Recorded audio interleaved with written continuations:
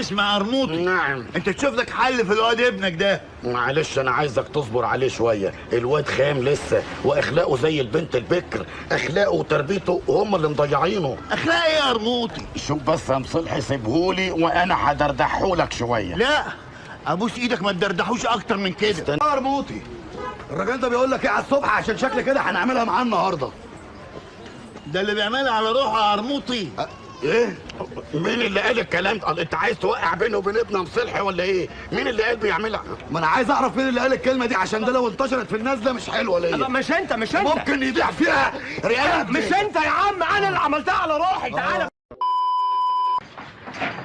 ما تقلقش يا باشا، ان شاء الله المدام هتبقى زي الفل. استنى يا طه، المفتاح مش عايز يفتح والمفاتيح كلها اتفكت وحاجه. خد جرب ايه كده، بس جرب وريني كده. بس.